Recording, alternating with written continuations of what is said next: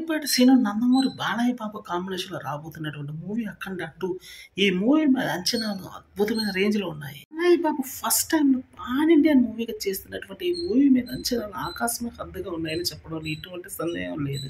Boyapati scene సరికొత్త విజన్‌తో అయితే ఈ మూవీ తీస్తున్నట్టయితే తెలుస్తుంది.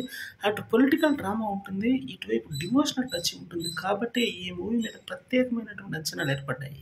పరంగా చూసినా కూడా దగ్గర దగ్గర 150 క్రోర్స్ పైగా ఈ మూవీ యొక్క బడ్జెట్ అయితే ఉందని తెలుస్తుంది. ప్రధానంగా బాలీవుడ్ టార్గెట్ గా చేసి తీస్తున్నటువంటి మూవీ ఇదేనే చెప్పాల్సి ఉంటుంది.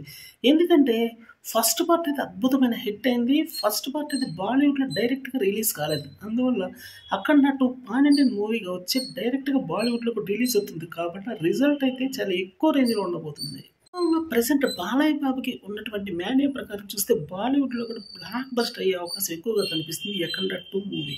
రీజనల్ మూవీనే తీస్తున్నటువంటి బాలయ్య బాబు మాత్రం ఈసారి బాలీవుడ్ తో సహా మిగతా భాషల్లో కూడా మూవీని అయితే తెరకెక్కించడానికి అయితే చూస్తున్నారు.